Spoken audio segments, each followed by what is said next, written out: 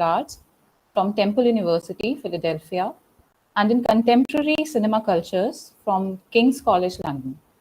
She worked as an architect in Delhi in the Education Division of INTACH and taught in the US, UK, and India before joining as an associate professor in Sushant University in 2017. Her research interest includes Bombay cinema, representations in the city, representations of city in the film, cultural studies, and critical theory. And today, her proposition is the continuation of her research on comedy in Hindi cinema. So may I now request Radha to take it over from here and present her proposition. So over to you, Radha. Thank you so much, Sobhya. Yeah, it's strange to be on the other side of the of the presentation table, as it were. So, okay, thanks, and thank you everyone for coming. And so, yeah, as Sobhya said, this work is part of my larger research, which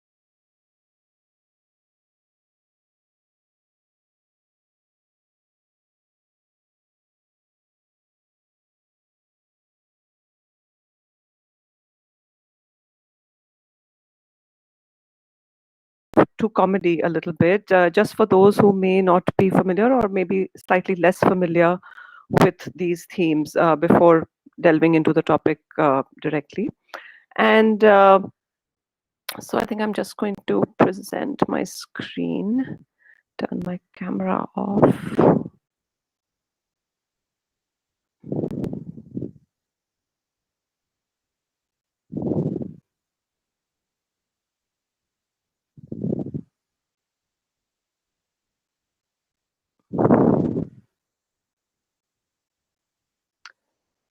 Okay, so the 1950s decade is, of course, the post-independence decade of Indian cinema, and there were huge political shifts and social upheaval at that time following independence. And the film industry too, like the rest of the country, was also undergoing a huge amount of change. So the older studios were struggling to keep going. There was new professionals who were entering the industry, and there was a lot of movement across borders between India and especially West Pakistan of directors, actors, actresses, singers, songwriters. So there was a whole shift that the industry was witnessing.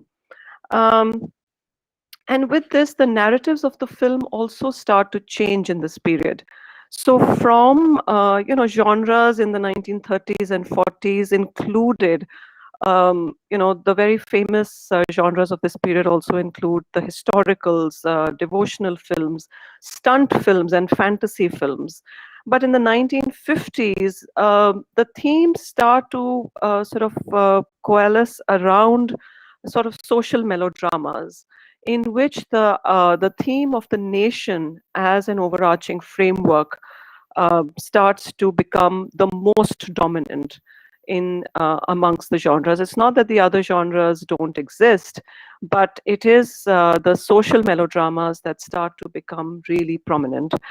And so the themes of the macro universe, the struggles with partition, the changing social frameworks and the demographics of society at that time, the new social order that is being that's coming into being, the struggles with modernity, the ambivalence towards modernity, are also dealt with through interpersonal relationships, through family, questions of kinship, intergenerational conflicts, etc.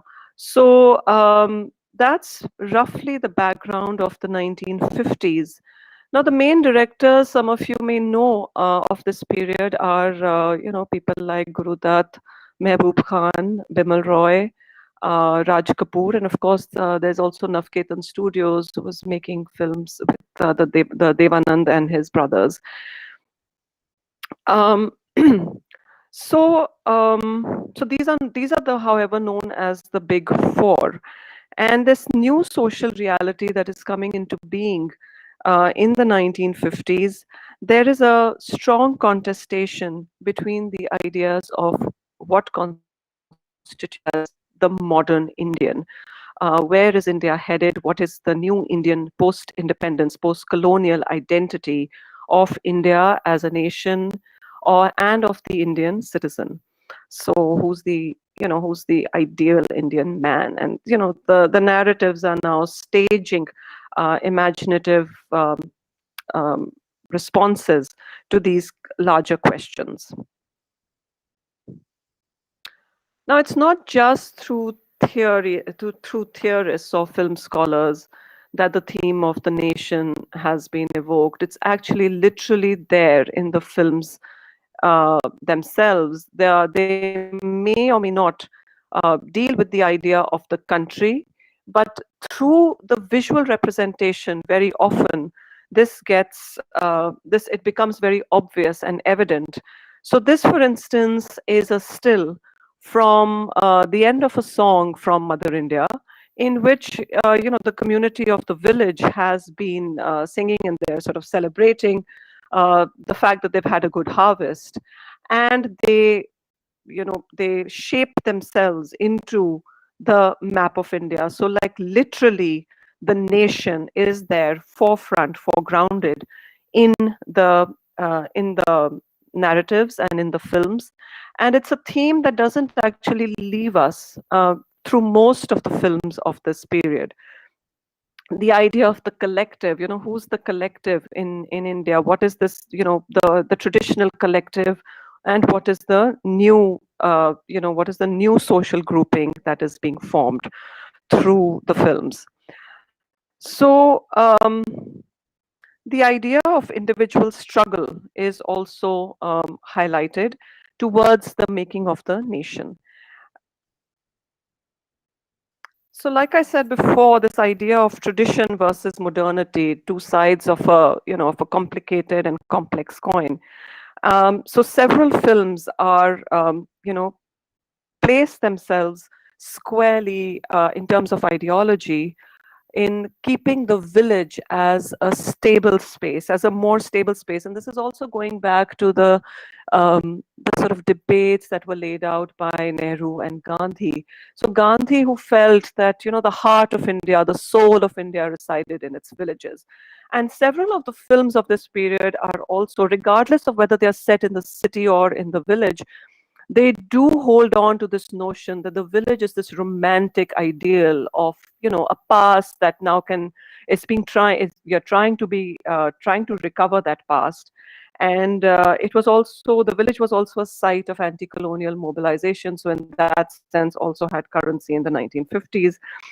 And of course, it's not an unproblematic relationship, this romanticization of the village, because the village is also the site where the old fault lines of caste and class and oppression and poverty also continue to exist. So, nonetheless, films like Mother India, Naya Daur, and several others continue, even as the protagonists struggle in these films, they continue to hold on to the village as the space of, some romantic past of India, which now needs to be rediscovered in the post-independence decade. The city is a more complicated space.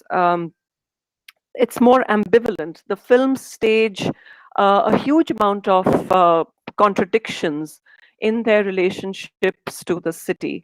So it is, of course, a space which has come into being through modernization linked to the colonial past, which in the 1950s was already problematic.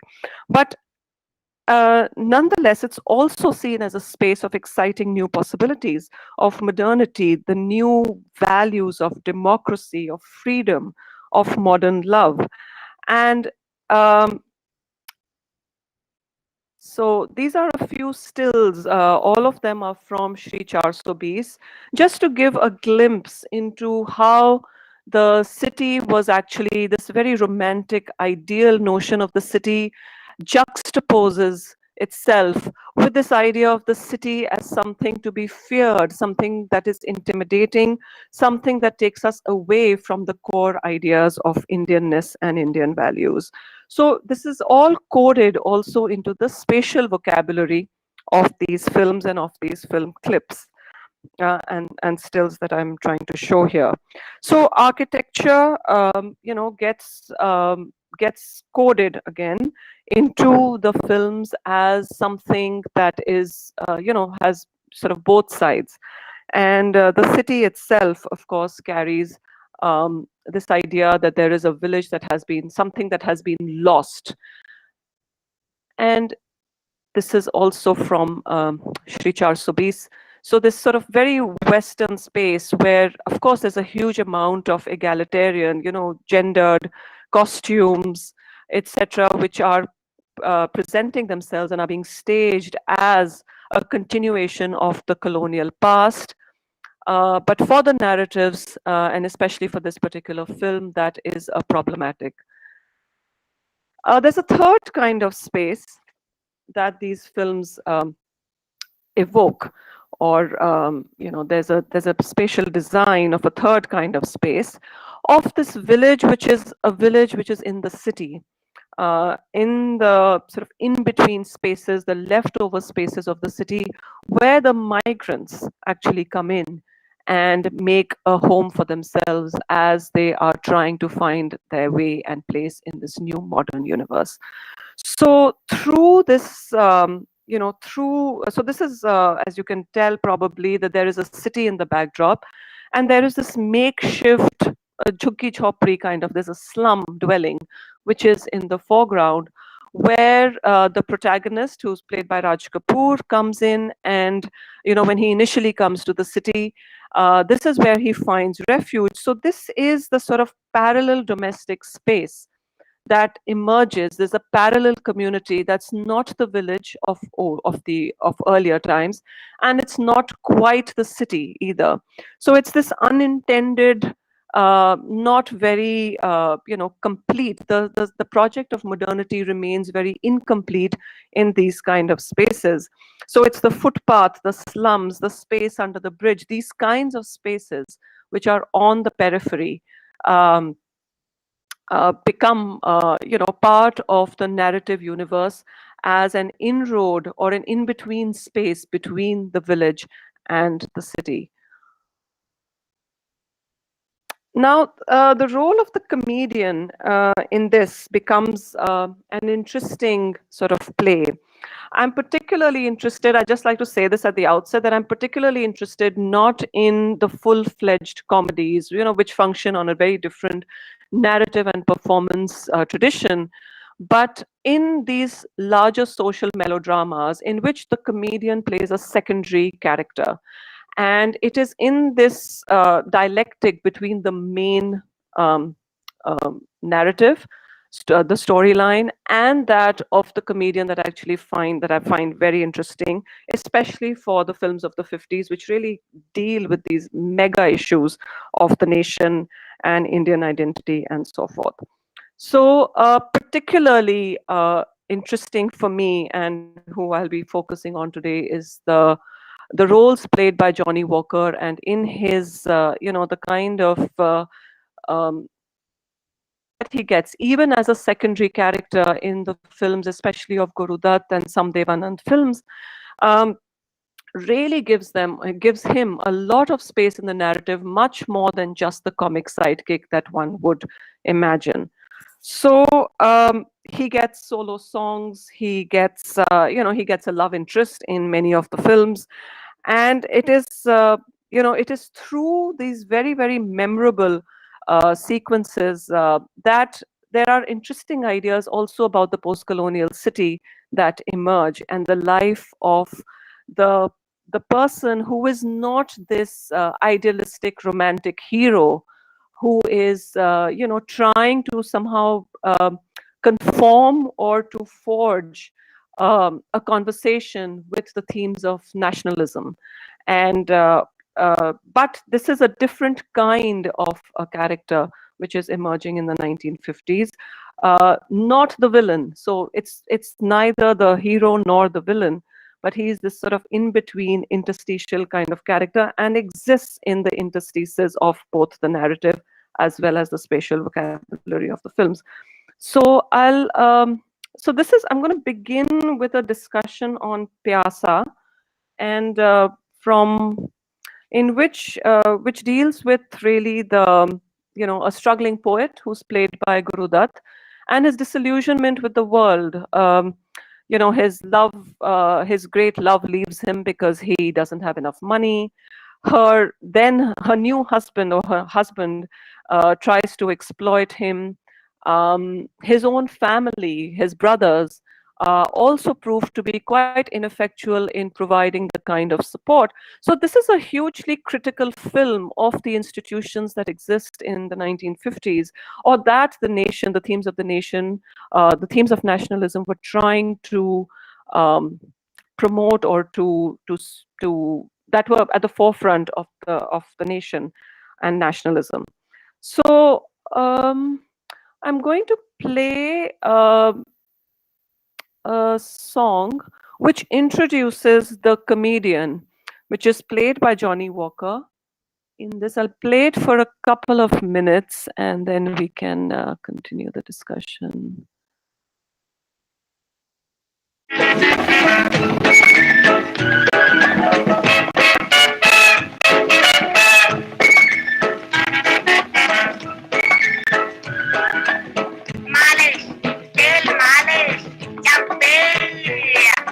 Sir जो तेरा चकराए या दिल डूबा जाए, आजा प्यारे पास हमारे, काहे घबराए, काहे घबराए। मालिश दिल मालिश। सर जो तेरा चकराए या दिल डूबा जाए, आजा प्यारे पास हमारे, काहे घबराए, काहे घबराए।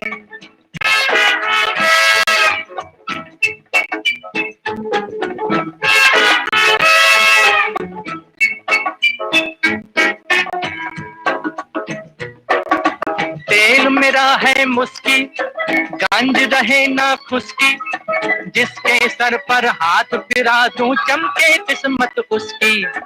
तेल मेरा है मुस्की, गंज रहे ना खुशकी, जिसके सर पर हाथ फिरा दूं चमके किस्मत उसकी। सुन सुन सुन अरे बेटा सुन, इस चंपी में बड़े बड़े गुण। सुन सुन सुन अरे बेटा सुन, इस चंपी में बड़े बड़े गुण। लाख दुखों की एक दवा है, क्यों ना आजमाए।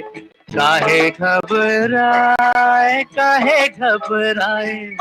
सर जो तेरा चकराए या दिल डूबा जाए, आजा प्यारे पास हमारे, काहे घबराए, काहे घबराए।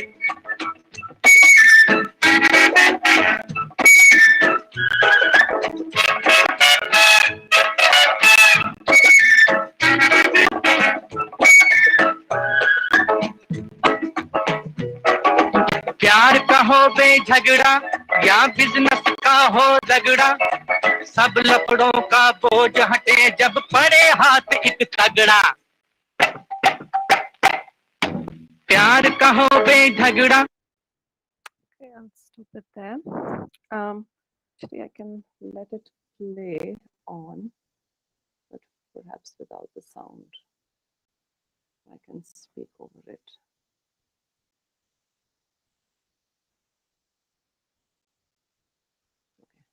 It's refusing to play anymore. Okay. So this spark where, through which we are introduced to the character, to the comedian, is a strange kind of place. I mean, first of all, it's been shot at night. And it's got this very formal park. You can imagine that it's being used for very different purposes during the day.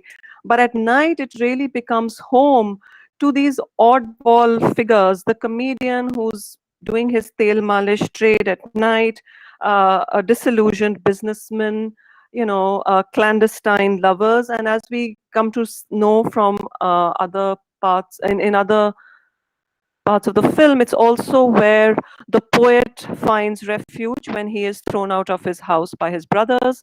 It's also where the prostitutes, Gulabo, played by Wahida Rehman, who becomes the protagonist Guru Dutt's love interest, and also Johnny Walker's girlfriend, who's also a prostitute. This is also where they ply their trade. So it's a strange, it's a motley, it's a place which is filled with this, with lots of different kinds of people.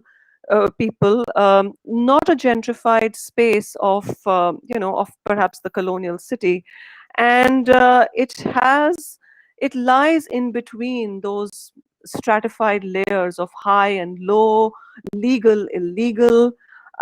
Everyone comes, they're not divided by class. It's not a homogeneous space. It becomes a place that is refuge to many, from a penniless poet to a prostitute. And the space exists in the city. It's available for free. The bench allows them to rest, the light allows them to see and to perform various activities.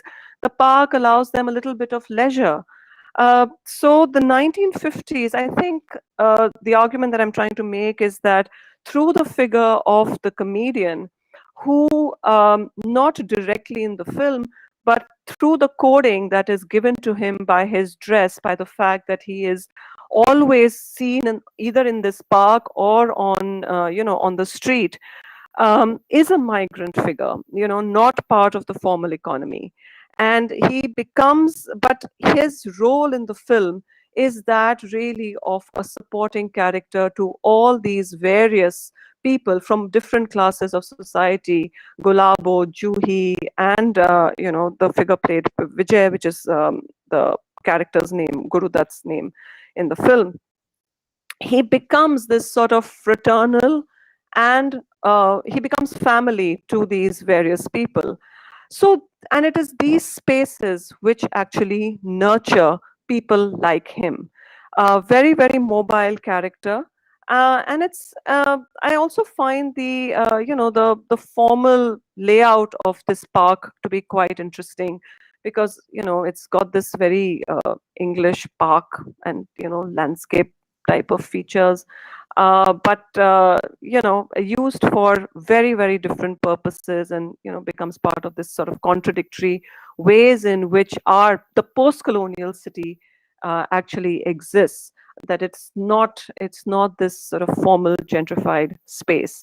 The figure of the comedian, of course, subverts the binaries and forms a link between these many worlds. And his, it is through his figure, and because of his figure, that the spaces are sort of remain part of everyday people and everyday life, and they are not completely taken over by the villainous characters, such as the pimp that we see in one of the stills here.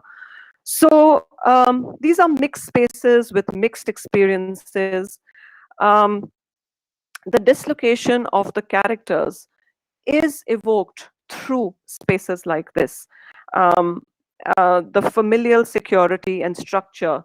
So in terms of, again, the coding of space, it's the family and the family home which is seen, which is, in terms of the nationalist theories, is seen as the space of stable values, and the figure of the mother, and right up to the 1970s and perhaps more, the figure of the mother in the family home is this figure of values, of stability, etc. And parks and this outside world is always seen as this space which is very unstable, and there is always a need to return back to that core. At least that's what the narratives and the main the protagonists of the film seem to be urging, and sort of yearning for a return to that stability. But characters like the comedian are much more at home in this flux, in these spaces. Of course, the narratives don't really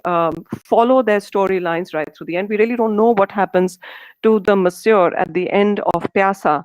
But in these brief clips in which we see him, the song and a few other, the stills as their testimony to that he really becomes, he is at home in these kind of places, and these are figures that have been neglected by these grander themes of the nation.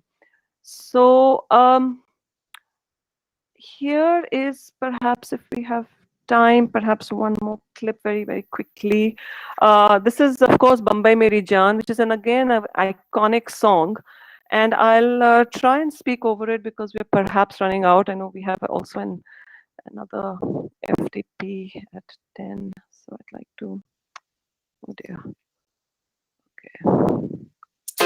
फिल्मी गाने से जुड़े रहने के लिए YouTube app के bell icon को press करें। ऐ दिल है मुश्किल जीना यहाँ, जरा हट के जरा बच के, ये है बॉम्बे मेरी जान। हा हा हो ही हा हा।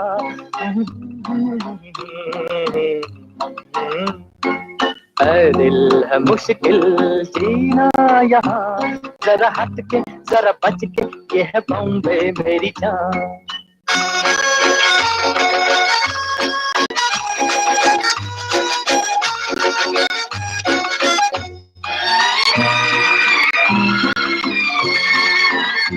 कहीं बिल्डिंग, कहीं ट्राम में, कहीं मोटर, कहीं दिल मिलता है यहाँ सब कुछ, एक मिलता नहीं दिल।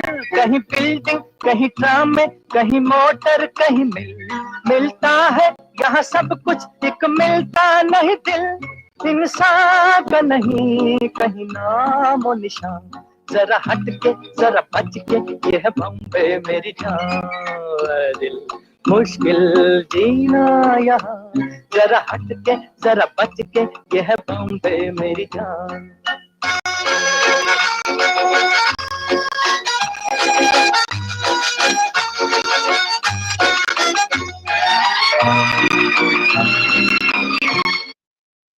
I'll just let it play because it's nice to see the visuals.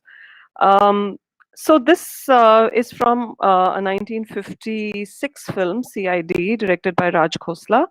And it's really, this is a much more romantic view of the city of Bombay, although the lyrics, again, the lyrics and the visual imagery contradict each other, because the comedian is actually talking about his struggles and the difficulties of being a worker in this city. And there is a gendered reading also of this. There is his love interest comes in at the end of the song, and she says it's actually very easy to live in the city of Bombay because it's it gives you it pays what am I saying? It's good for those who are willing to work hard, and therefore it doesn't go by caste or class, and it's it pays you for your labor, pays you for merit.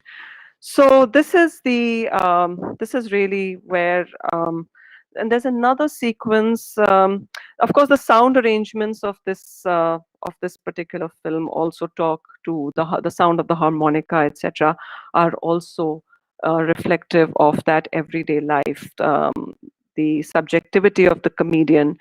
And so there is, I don't know whether I should continue. There is more. There's just one very brief clip, which again I can play and talk over it. So I think I'll stop this. This is from Taxi Driver, which is a 1954 film, where which talks about the comedian along with the protagonist form this group, this new sort of social grouping that is coming into being, that is possible in the city. None of the characters have any hangover of their past or any kind of romantic notions of the village or whichever places they have left behind.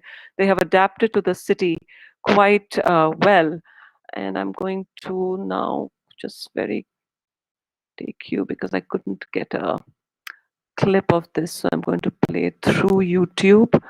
I'll turn down the volume. It's a chase sequence, but interestingly, it gives you that sense of crowds, the problems of the city, but which the comedian has learned how to navigate quite well. So this is this is a the female lead of the film, but who's disguised as a boy, and that's Johnny Walker again, as a differently abled person who has found her. She had run away, and now this chase sequence, which takes us through very dynamically through all these perils of the city. I mean, it's got a very film noir like feel to it, with the sharp shadows, etc. Even things like the bus and the train, they acquire a monstrosity for the scale that they're represented through in this particular clip. So this is really, this is where I'd like to stop. There was another section which I decided finally not to do, because there is, of course, the female comedian, and I would have, if I ever get down to publishing this, that will also become part of the chapter. And yeah, I think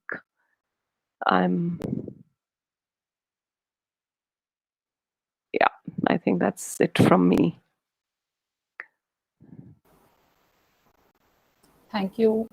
Thank you so much, Radha, for your presentation. I was quite intrigued by it, and fascinated too. The way you put your perspective of how in films the idea of India, identity, all of that could be, looked at differently from a different perspective. So many arguments can be built on that.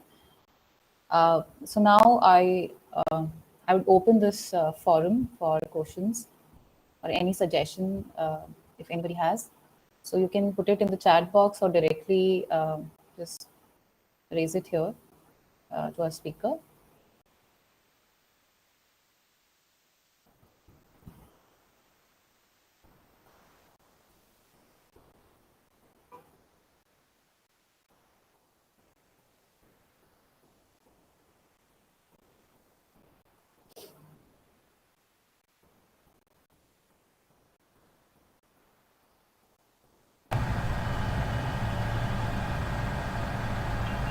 Should I start? Yes, ma'am. Sure. So that people can warm up and fill the space. So Radha, what an excellent topic, and I think it is very layered, and one needs an extensive kind of time to really unpack all of the various layers, and it's a very complex period as well. As it's not, of course, the pulls of tradition and modernity to begin with, but also our particular nationalism, which was shaped by both post-colonial situation as well as modernism, and how do you kind of separate the two from interfering into each other when you kind of unpack.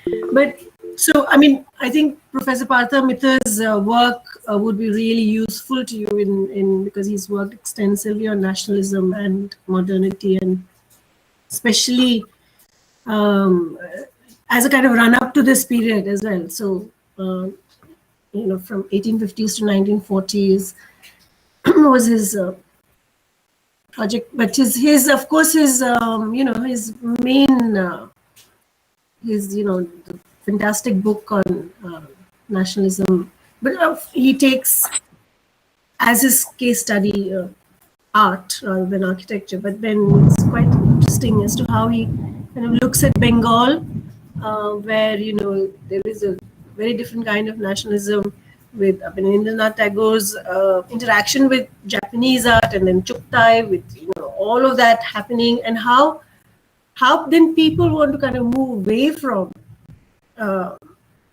historicity and the land, and invoking Buddhist ideas as something that then combines all of India, because then you can accommodate multi-region, multi-religion, the cultural diversity into an umbrella which is neither of those. So That's why in many ways it's a very, very interesting period. But I feel that there is one aspect of modernity or modernism that is not explored fully, and I think in a medium such as yours, which is film, you have an opportunity to really explore how this is represented, and that is the feeling of lament, the loss, and that is a feeling that is a sort of a thread that is particular to modernism, of course, in Europe as well, because you're moving from, you're breaking the shackles of church and going into industrialization, and there is kind of empowerment of the noblemen, and new money is coming in. So there is also this guilt that that all these riches and all kind of new lifestyle that one has got without much work produces this guilt of what one has left behind. So left behind the family, left behind, and how is this lament represented in Indian cinema? And there is a strong element of that, and how then it interacts with this comic relief, which is also has, maybe I'm looking at it from that lens. That's why I could have a my comment could be biased, because I'm using that lens to look at your material. Nevertheless, the underside of a comic relief is sorrow, and it's sadness, which Johnny Walker plays it marvelously, because he does this double-edged thing, and he comes across as useless fellow knowing nothing, and then there is also a great sense of loss for him, in the sense he's not a rich man, he's not articulate, he's clumsy, he's all of that, not a city man. So I was just this is a comment, really, if you find it useful, really, to kind of see the what this comic relief is doing, what is the flip side of it, the dark side of it, and I think it's a very nuanced material, and it's a wonderful topic to explore. So thank you. Thank you, Vibhuti. I think that's really useful. The figure of Johnny Walker and the way in which his character is given this kind of the iconography of the character. His dress, his costume, that oily hair, that particular kind of cap. It's all talking to a certain. You're right about that idea of loss. I'm thank you for that, lament and loss. Thank you. So the sequence that you showed, which you which you saw, it was very noir. Also reminded me of Bicycle Thieves, which had got released just a few years before this film, and the running of chasing and all of that. So there is an interaction with what is going on in European cinema, actually much more proactively in that period. I find that in photography as well, that these were not days of mobile and internet, but we were more connected globally in terms of cultural. There were lots of film festivals, and all these film directors had actually watched Bicycle Thieves. It was just one of those films which had come in one of those film festivals, and everyone talks about it in some interview or the other, that was the life-changing moment. Like, they saw Bicycle Thieves and they all wanted to become filmmakers. But especially these 1950s, many of them. Yeah.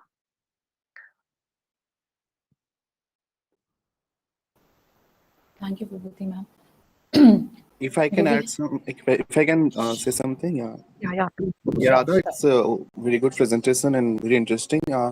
I just wanted to discuss, not that suggesting or anything, but from my exposure to Bangla cinema and Odia cinema, some of them that I have seen in 50s. And so for me, I'm not very aware of it, but for me, this idea of partition, this modernity, this thing is more like, it's not the representation of it is not very evident in in Odisha, particularly in Odia literature and even Bangla cinema. So for those films in 50s in Odia, and Bangla has a different thing, the idea of going to Kolkata. I mean, the reason behind it, whatever. Aparajito, for example. I mean, he had to go for, I think, for some reason. I mean, in Odia cinema also. So I don't know. Maybe some. If you can see some of those films and like see the causes of those script, and the representations of cities. Uh, though in Odisha, Bhubaneswar was in making, but you'll not see that thing. You'll see some other small towns. They become the big cities, and and the idea of that whole Jamidar, sort of the base layer of each film. I mean, whatever I've seen in 50s and 60s of Odia cinema, always there, like there is this torture, there is this someone has taken the land, and I don't think I've seen any protagonist who is rich in 50s or 60s of Odia cinema. I mean, it's always they are the other side and they're struggling, and then finally they win. They conquer. Some exceptions are there. Like for example, there is this film called Chha Mano Atho Gunta. It means 6 mano is it's a measurement of jameen. So it's a land calculation. So it ends tragically. Like I don't know where. I think it's 60s. So I'm just saying that one can explore some of the regional cinema where the notions are different. This idea of modernity is different than Mumbai. Because I don't know how much this uh, freedom, partisan, and all those things as a content has been reflected there. I don't remember any, whatever exposure I have. So that will be interesting to see these comparisons also. I mean, if it can add to your research. Yeah. I think it's no. I think this material can get hugely enriched by looking at regional cinemas and their relationship really to the themes of the nation, because Bombay cinema is not representative of the entire country. It's a very, very North Indian experience that gets reflected in Bombay cinema and not so much of the region. So that is, I would thank you for that. And you're right. I mean, the themes of partition. I mean, apart from Garam Hawa, I think there are very few films which are actually dealing directly with the themes of partition, but it's there in some nuanced way. Like I'm trying to say about Waqt also. Yeah, Tapasya has just talked about Waqt. Yes, that too. But there is this, it's always this romantic, okay, that happened. And then, everyone, and there is this, Waqt especially is about the reconciliation, about this hope that somehow there will be a reintegration of the nations that have been split. But that of course just, doesn't happen either, it happens only in film, but it, but then that's the fantasy of film, actually, that it can stage these idealistic, imaginative responses to a much harsher reality. But yeah, thanks, Piyush. I'll look at these films. A very interesting content. I mean, would like to discuss more in future. Yeah, thanks. Thanks, Piyush. Preetha ma'am has raised. Yeah.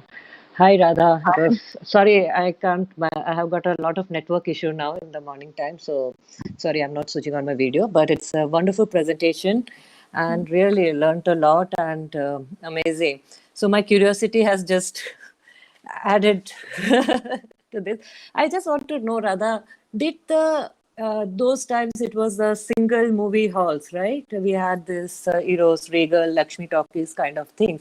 So did that had an impact on the kind of movies we generate those times, or it was only the social impacts or the society that we were depicting, whether there was any kind of a correlation with because in between there was the multiplex and single theaters, so the kind of movies that used to come with different, now it is again, so during those times, did these single cinema halls had some kind of an impact? Which kind of a movies would come in maybe Regal Cinemas or Lakshmi Talkies and, or something like Rivoli and Eros and things like that? I think definitely because there were only single theaters at that time. Yeah. If Yes. if I Yes. understand your question correctly, there were. Yes. So in that sense, the split was not so much between which films will go to the multiplex versus the single theater. No, there was no multiplex that time, but there was all these single screens. So there was like, huge kind of, where movies would be coming and which areas. Yes, regionally there was Regionals. definitely, yes, regionally. Um, I think the films that I am dealing with, the mainstream Bombay films, there may be, of course, others, but as I haven't done research on this, but my Okay. understanding is that these did go um across the Hindi-speaking belt, quite, sort of across the board, wherever there were theaters available. Sorry, I'm not sure that I really fully understand your question. Yeah. It didn't, it may have had a different impact in, perhaps the South, which had its own very vibrant film culture. Yeah. And So, film, yeah, in our time, my time, I'm not saying in the 50s, there used to be just one theater which will showcase all like Hindi movies and English movies. So we have to go there. But most of the other single halls would be showing like, if during those time, if Mammootty, Mohanlal. So there are some theaters that will only showcase certain stars oh, I movie see or the certain kinds of movies. So I was just thinking whether that also has an impact on the kind of movies we generate I think and that's a this. very, yeah, no, this is a very interesting sort of topic about how a particular theater, I mean, Chanakya in Delhi, for instance, had that kind of currency. It was the first theater, it's the theater of my teenage years where, the English movies would come to Chanakya. Yeah. And it was our first hangout place in the city. And Yes. there has been some research, of course, done on that. I don't know about the 50s and which theaters in particular were dealing with mainstream Bombay films versus regional versus American or English films. I don't have that much information. But my and Chanakya, of course, came into being much later. It was in the 19 Yeah. 70s. 70s, 80s, yeah. 70s. Right, so that's when it really came in, and then when Chanakya was about to become this mall, there was huge outcry, from especially our generation, because we were like that's part of our childhood gone. Yeah. The whole nostalgia linked to that. It had the first Nirulas, I think, came up. There just became this whole space, which was this young people's experience, the films, the pizza, etc., all added to that. 1950s, I have to say, I'm not that conversant. It would, of course, depend city to city, but even for Delhi, I don't think I can say with any certainty, but worth looking into whether. There is a book, Preeta, if this helps. I just picked it out from my shelf. I don't know if you know this. Bollywood. Bollywood show places, which actually is about what you're talking about. The cinema halls and the and the whole, the architecture of it, how, and the interiors of it as well. And that's a very interesting question as to how, the business of films, what is promoted, what is left out, where it's promoted. And in fact, that can also lead to how, for you to see the structure of the film as to, like Indian films have this, इसमें 5 गाने डालना है, इसका 1 lakh per song, the nuts and bolts of how the films are structured and how many item numbers you have. And, sometimes it's interesting to get that in also, the logistics and, Johnny Walker can come only twice, those discussions must have happened somewhere. Oh, yeah, yeah. Which are not very cinematic, in their content. No, but very, very important. In fact, I remember reading somewhere, this is linked to your question, perhaps tangentially, Preetha, that, there was a theater owner, I think somewhere in Old Delhi or something, who said that he used to play the popular songs because it used to be these reels. And no one was really checking how many times you played the film. You got the reels and then you just, it was standard 12 o'clock show, 3 o'clock show, 6 o'clock, whatever. but they used to play the popular sequences again. They used to cut them and replay them at the end of the film, just to keep the audience going for a little while longer. And that, I imagine, changes region to region. Which clips get played, get replayed. That's a decision, and that's something that used to be taken by that theater guy, the guy who was playing the film, the theater owner, that okay, this is getting the maximum laughs, this is getting the maximum clap, so let's replay this. And people would stay longer in the theater because of that. They used to stay because they knew something special was coming. It's not really part of the film, but so that is totally very, very localized sort of entertainment going on. Yeah, right. Thanks. Yeah. So, Hi everyone. I would want to add to this.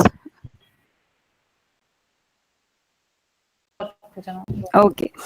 So what happened? I'm from Meerut, and I do remember we never had English movies over there.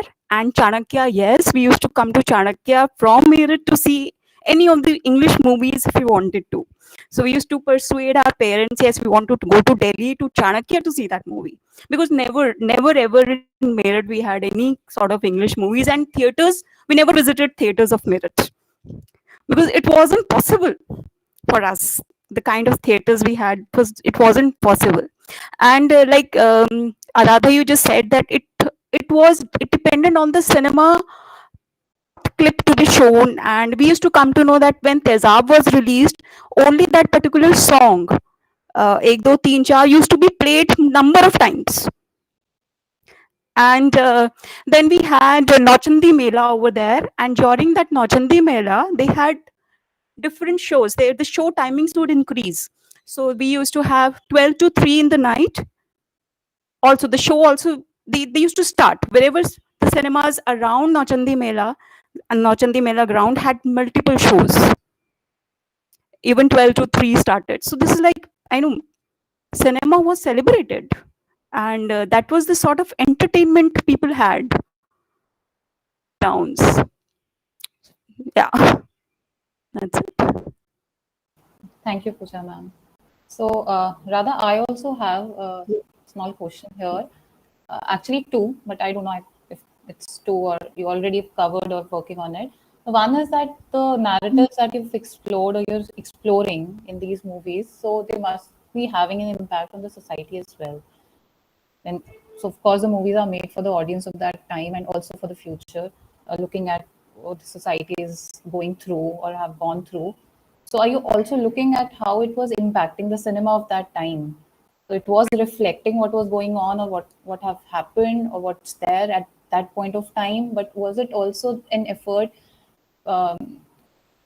through this medium that they were trying to, put across? Because there was this parallel cinema going on, which was taking care of all, the society and the social cause, but then there was this commercial. So do you find that there was an impact that was happening because of this kind of a cinema, which was Bollywood, perhaps?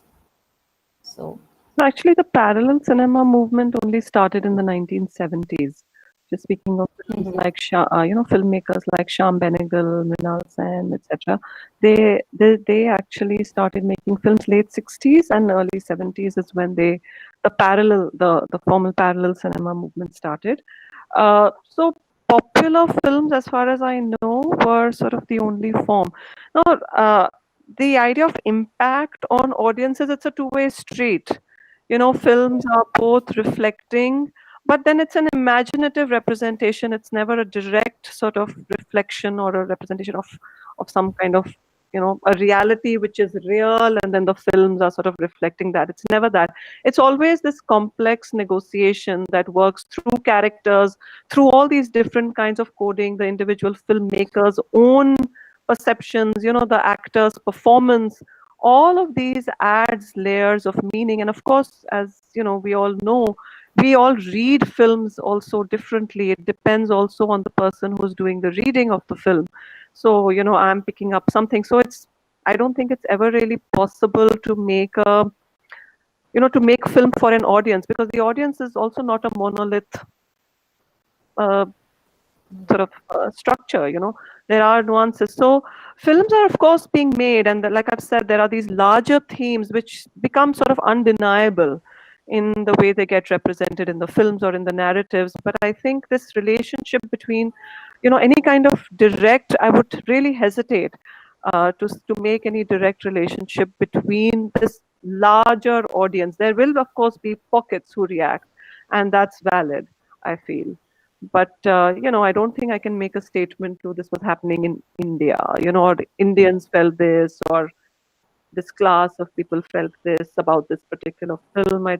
I think that's problematic. Then I should Yeah. hold my second question because that was in continuation to this. Because I was also was wondering how, the transition, because you're particularly looking at 1950s cinema. So then there must have been a transition from there, or transition from before to this particular genre. So have you also looked at how the transition, was it smooth? Was it evident? Was it stark? Yeah, again, it's something that you sort of realize with, after a period of time, that yes, the films being made in the 1930s and 40s, fantasy films were very popular in the 30s. There were also social melodramas, but, fantasy films, historicals made by, Sohrab Modi, etc., very, very hugely popular, extravagant sets, and, that the older studio system, which worked as as an enterprise, as a commercial enterprise, which used to hire directors, actors, and technicians, quite like Hollywood. That was there even in India. But in post-independence India, this more auteur kind of cinema starts to come into being, where the director becomes more. It's not the studio owner, but it's the director who starts to take center stage and makes decisions about the kinds of films. So there is a shift even in terms of that, the structure of the cinema industry from the 30s and 40s to the 50s. It's I don't want to just glibly say that, oh, it's organic. Again, I feel more research would probably yield a better answer. But broadly, yes, it did happen. I'll need to research more. Yeah, I think that would be another, subset or part of larger umbrella, I think. There are some questions in the chat box. I'll quickly read them for you. Sure. So there's one from Tapasya. She says, though Beka Zameen comes close to the Oriya and Bengali films, showing the downside of colonial feudal system. Mm-hmm. And one more. The reason I had it in my presentation because I was talking about the big four directors of the 1950s. It doesn't, however, have a comedian in the film. So some films just get left out because my main topic is comedy. So unfortunately, they just, yeah. And she's also asking, did we not feel guilty as viewers due to the satire through comedy, the plight of the common person, invisible large numbers? Sorry, I'll read. Tapasya, in continuation, she has also asked that did we feel not guilty as viewers due to the satire through comedy, the plight of the common, invisible large persons, yeah. I think that is, that is possibly, one of the empathetic views, and that's possibly the reason for these comic and comedians to find constant representation. They come in for those 2 or 3 minutes, and regardless of what the main narrative is doing, they are there. I think they're there, possibly because this doesn't go away. The idea that your city is really filled with migrants, it's filled with people who are struggling. The country is actually also struggling to come to grips with this post-independence world. And these characters are continuously represented in the similar manner. I mean, Johnny Walker's characterization doesn't change that much from film to film. Tuntun's characterization does not change that much from film to film. And it's just through their performance and, the kind of affective charge that they bring to these very brief sequences that they remain memorable for us. But if you just look at it in terms of pure, narrative innovation and originality, you can, one can start to say, okay, what's the big deal? But as a collective, that definitely, and I think I would agree with that this is, definitely probably one of the reasons why. We have a couple of more questions. So Neena ma'am is asking, were there strains of Charlie Chaplin's influence on movies of that period? Juxtaposition of pathos and comedy. Yes, very much so. I mean, of course, we know that Raj Kapoor modeled himself. I mean, and he's the leading man, and he models himself on Charlie Chaplin. Johnny Walker's, he was greatly influenced by this actor who moved to Pakistan called Noor Muhammad. Now, Noor Muhammad took on this other name of Noor Muhammad Charlie because he was also modeling himself on Charlie Chaplin. So Charlie Chaplin is this huge figure, and you're right about the juxtaposition of pathos and comedy. I have to see those films because they belong to an earlier period. And Noor Muhammad Charlie's films, I have not been able to actually find a direct correlation between Johnny Walker and perhaps Charlie, and then perhaps Charlie Chaplin. But we know for sure that Raj Kapoor definitely did. I always saw these movies, and then I kept getting these flashes of similarity of, seeing a Charlie Chaplin movie, the way those chase sequences in the city, especially because all of Chaplin's movies are, so hardcore city, urban, and very, very rooted in, that kind of context. And I would always sort of see flashes of both. So I was wondering, as a historian, if you've kind of seen that kind of a correlation. In terms of performances, yes, and also in terms of some of the themes. But the main films, because I'm not looking at comedies per se, I am interested in. So these, like I said, I think at the beginning of the presentation, the comedians in these social melodramas, they literally come on for a few minutes. There's a song, then there's a few seconds of something, another dialogue somewhere, and that's it, they're gone. Then the story does not trace their sort of life. True, yeah. So it's hard to make the same connection with Charlie Chaplin, who's of course the star of his films. Yeah, he's the star. Yeah, it's a little bit more difficult to make that kind of a very nuanced. But in terms of performance and other, the style of Raj Kapoor, his vagabond figure, the Avara figure is definitely. Yeah. Great. Thank you so much. Thank you, Neena ma'am. There are a couple of observations and comments, so I'll read them also for you.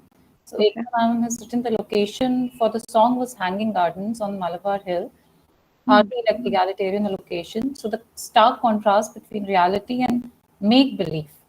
Until this design garden, all truly open public spaces were roads and the beach, etc. So. Okay, so again, it makes, the song makes it egalitarian. I agree. Perhaps, it's because we're not really told where this park is located. And I think I did mention that it looks like a very, it looks like a posh location. I didn't use that word, but the way it's designed, it has a very, it's formal in its design, but its use in the film is one doesn't see it being used in the daytime by by anyone from Malabar Hill. Presumably, we see it populated by characters like Abdul Sattar, played by Johnny Walker, by Gulabo, by Juhi, by Vijay, who are all these homeless, penniless kind of people. So I think it's also speaking to how these spaces in the city take on a use for which they were perhaps not designed. And that in itself is interesting, I think. The fact that, and the films, of course, can do this without naming and without being so specific about it. But you're right, the spatial vocabulary does speak to a very different kind of intended audience or intended use. But, it gets co-opted. And I think that's also I think part of the way in which the city and the comedian is actually entering these spaces as a migrant figure or as a as a figure who's in the interstices of formal, informal, rural, urban. Yeah. We have few more here. So Ramit sir says interesting work would be of first studying the street theatre and its influence on cinema of those times. Presently, the impact of such forms of art has very little influence on cinema. And Suruchi Shah has written just my observation from the visuals. I'm thinking how Art Deco becomes an interesting backdrop to the dualities and the dichotomies of the sequences. The Bombay Art Deco, in a way, was negotiating many ideas as a style. Yes, I think I have deliberately stayed away from using the term Art Deco in any of in the presentation because it really needs more work as architecture. But thanks, Ruchi. I do intend to, and thank you for reminding me. Now I now have it in my notes. I would, yeah, sorry. Yeah. You saying something? No, I was just saying that, yeah, work needs to be done. Thank you. Yeah. I would also request Professor Basavra if would like to say a few words.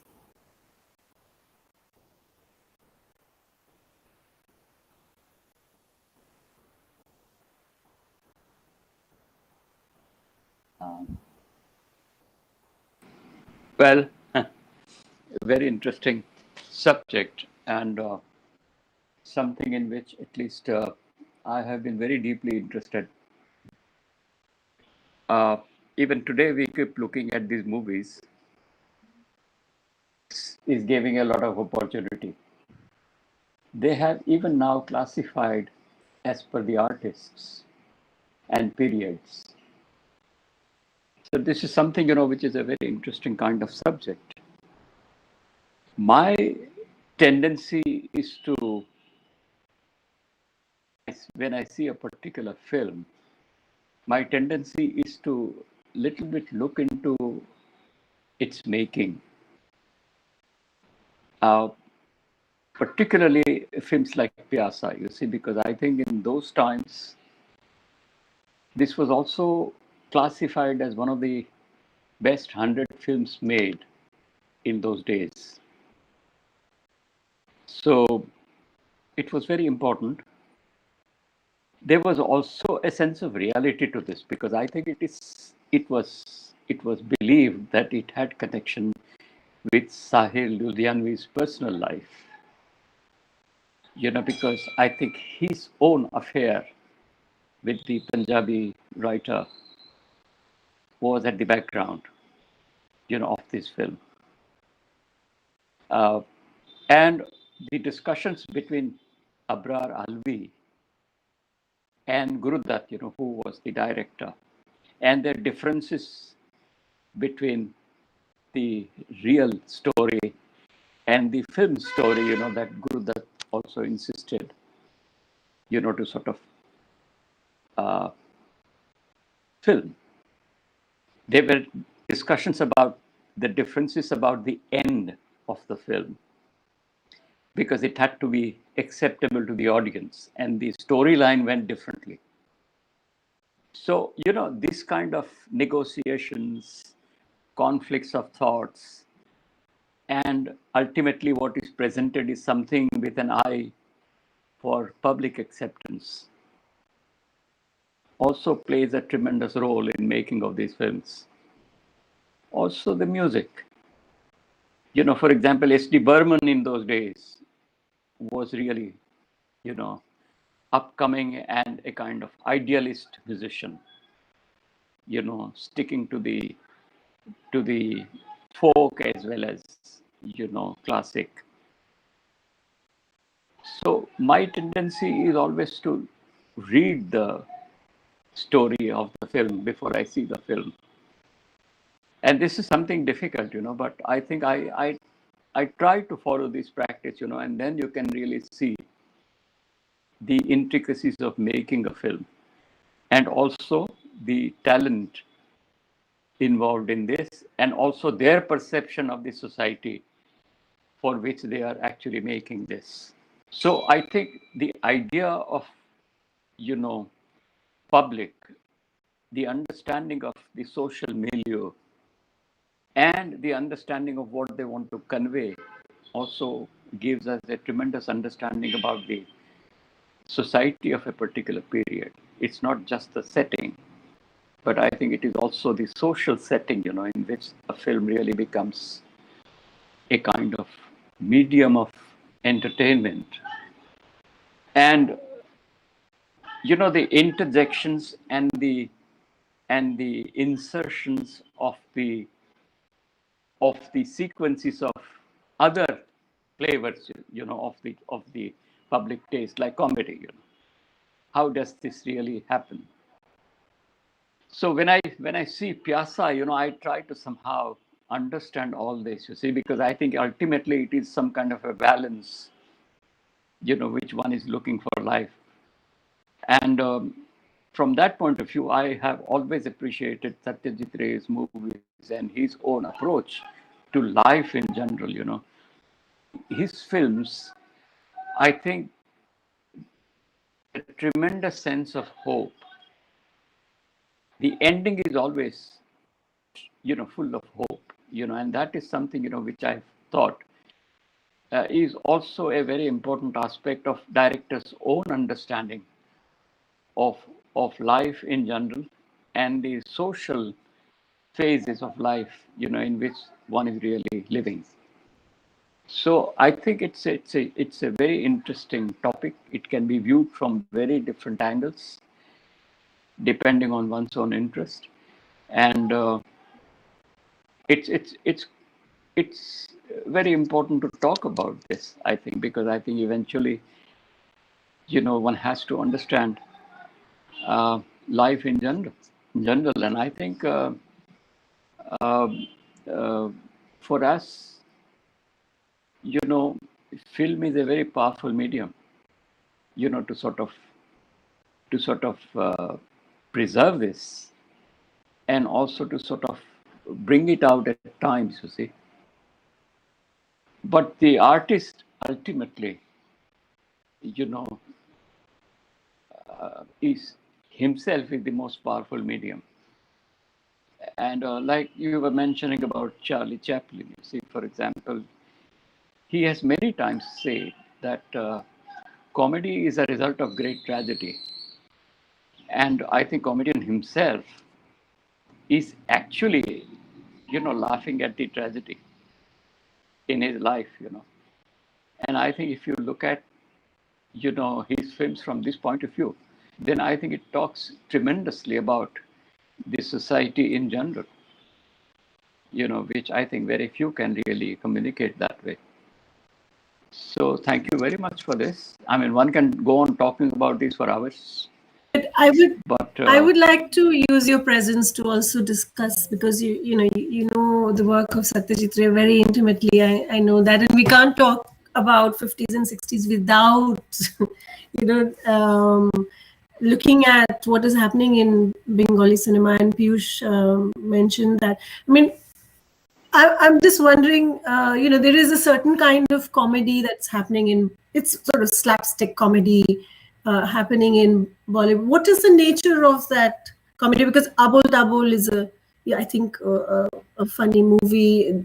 Did Satyajit Ray and also filmmakers like Ritik Ghatak, did they use comedy, and was there a kind of a particular Bengali flavor to it, or different? I was just wondering, and the city, of course. I mean, what were the representations of the city that, of course, Satyajit Ray also used in some of his films? No, in my view, in terms of a comedy, I think in his movies, it was the situation, which became very important. Mm. And he picked up situations in society which had a kind of comedy as part of one's life. Need actors, who were comedians. But I think, in my view, I think the Jungle Story, that he produced was one of the finest. Is that the one? Days and Nights in the Forest? Yes. Yeah. Oh, yeah. So this is the one, which was a fantastic story, And I think the characters really, they were, I mean, they were sort of all-rounders. But I think the kind of role they played was fantastic. I mean, frankly speaking, each one of us has a comedian inside. So I think it is part of our life and our character. You see, I think you. I mean, if you were just single type, it would be terribly boring, for others. I would I agree think with that. That I think Satyajit Ray doesn't use this form, this no. form This is very different. called. It is no. I think this is where I'm coming to. You see that then even he made Mahanagar, to my mind, was the best portrayal of how a city becomes part of life. I mean, city. For example, Bombay. If one wants to capture Bombay, then one has to really capture life of a Bombayite. Because that is the best way. I mean, you showed in some of your sequences of this running around, the life of Bombay, So in Mahanagar, the way he actually starts is a fantastic sequence with his own music, where, the tram car, he doesn't show the tram car, but he shows the connection with the electric wire.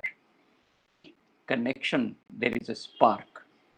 Now that's how he begins, the whole movie, and with his fantastic haunting music, And then he goes on to show, the entire sequence, Now that is the kind of, capturing, the minds of the audience, to show the city. And then you see the city, how city, sort of, city sort of trains you to live in a particular way, and how the life of a young couple is impacted by their struggles to survive in that city. And during the entire film, the way he showed the city, and it was a fantastic movie. And once you are there, you come out not only by knowing the life of these people, but also by knowing the city in which they lived and how that impacted them. So this is, in his, for example, the way he shows death, you must have seen in this trilogy, that when, the old lady dies, the grandmother, actually he shows lota of water, just getting rolled into the river and the pigeons fly, suddenly. So that is the impact, you see, of the death. You see that the soul goes away, So I think these are the kind of things, that the artist and the directors use, to sort of convey the meaning. And what you said, somebody talked about the cinema houses, you see. When we were in early 60s, when we were in Baroda, one city which actually regularly showed Satyajit Ray movies every Sunday morning. And because these were not very popular kind of movies, but the owner of the cinema was a real person. He, in spite of knowing that it may not run, full house, or he may not earn, every morning, Sunday, he would bring a Satyajit Ray movie in his absolutely third-class cinema, in Baroda city. But it would be thronged by people, So many times, you see, you don't mind, where you are seeing a film, because the moment you start looking at the film, you are so much becoming part of it, The surrounding environment hardly matters, you see. So I think Satyajit Ray's impact in early 60s, at least, was tremendous. And following that, you see, I have been so much interested in cinema that even when I was in Europe, I was part of the film clubs. Times in a month, you see 40 movies, because there were festivals for countries, See, when we came here in the beginning, there was a cinema which used to only hold national movie festivals, So movies coming from countries, specifically. So Czech movie festival, German movie festivals, Chinese movie festivals. So for days on, you would have evening shows, only for the specific country and the culture. I think, which is a very powerful medium. And I think it really also is a tremendous repository of history if you carefully look at it, So from that point of view, I think this subject is of great value. But I think one has to really pick up in sort of aspects, as to what kind of aspects you would focus. And starting from the making of it, starting from the story which are acceptable, to the directors and the kind of actor. Even in Piazza, earlier they wanted to have, and they wanted to have Madhubala and Mala Sinha, as the leading ladies, but somehow it never worked out. Dilip Kumar never came to the show, to the shooting, and so Gurudutt himself took it over, So there are so many such internal stories, before the film really gets realized. So it opens up a tremendous, sort of others, to get interested in and get into this, So thank you, Radha, very much. Thank In you. fact, I never knew you are this aspect. I thought you were An architect. you were entirely an architect. I've been faking it all along. Just a quick point, actually, you mentioned music, Professor Basavra, and S.D. Burman has done the music for Piazza. But this particular song, there is a little interesting story behind it. Is that it has been set by S.D. Burman, but it's based on a tune that was made by his son, R.D. And it has that flavor, Yes, very young R.D. Very, very young R.D. Burman. And so Sarje Tera Chakra is only partially S.D. Burman. And no, in fact, it is not S.D. Burman. This particular I think it was song. Because no, I mean, yes, it comes in his name, but I think he has given complete freedom to Oh, yeah. In fact, So in fact, the music was not composed for the film. It was S.D. picked it up. He knew what R.D. had done, and he used it in his film, plagiarizing his own son's work terrible. But anyway. Well, that's the father's weakness, Yeah. And of course, the discussion with Satyajit Ray requires a much. Yes, and I would be very interested if you do that. Because I have a very old issue of a magazine which used to come out in those days called Montage. It used to come out from Bombay, and there was a special issue dedicated to Satyajit Ray, and that magazine is like a catalog, of how Satyajit Ray used to work. So it's a fantastic issue, which I think many of you may not have seen, but that actually showed the way of his working. And this is something, which I hold very dear. So Satyajit Ray we have really, studied like anything. And as, I think Piyush was mentioning about regional cinema. Satyajit Ray's movies were regional, but they had tremendous Indianness, which is the beauty of it. He's also been criticized heavily for that. Sorry? He's also been criticized heavily for that. No, but these criticisms are, I don't call them criticisms, No? I just call them, half-digested views, I agree, completely agree. Internationally, he was the only Indian, filmmaker. He was never seen as a Bengali filmmaker. So I think there is a lot one can read about Satyajit Ray, because I think in his own writings, in his own, writings by others on him from West, and also, I think Bengali writers, you see later, I think there is a lot to really discuss about him, and his understanding and the kind of background from where he came in and developed his own, language of film. This is something, which is a great story. A great story. Each of his film, we can discuss for hours. Yes, I think these will remain points of, always good to discuss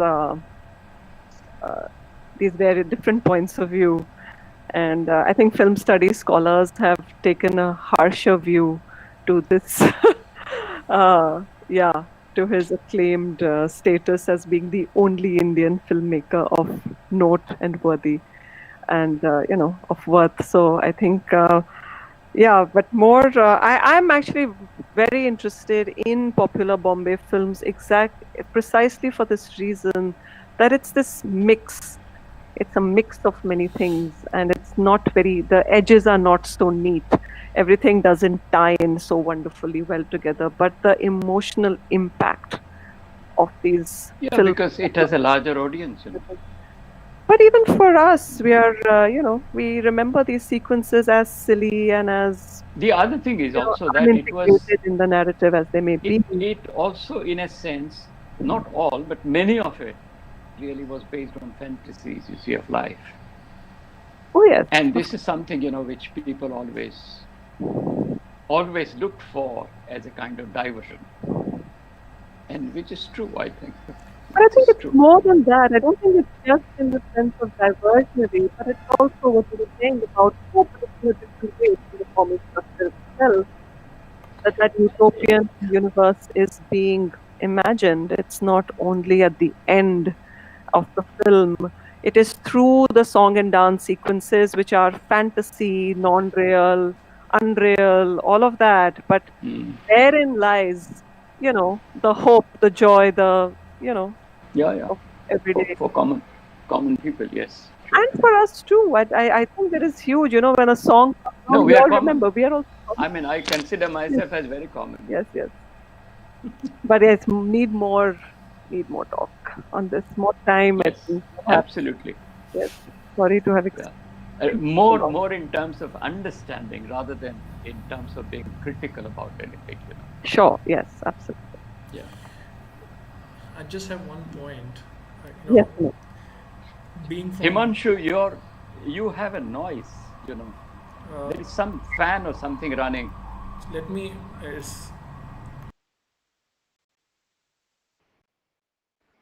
No, it appears as though you are sitting in a boiler room. Background noise is there. Yeah, there is. Are you sitting in a boiler room?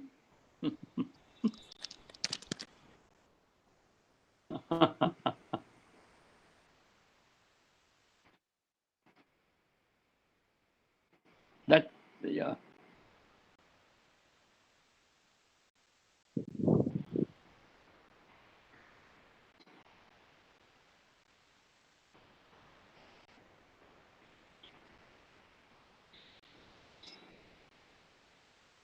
I think I've taken a lot of your time. Always useful to hear you.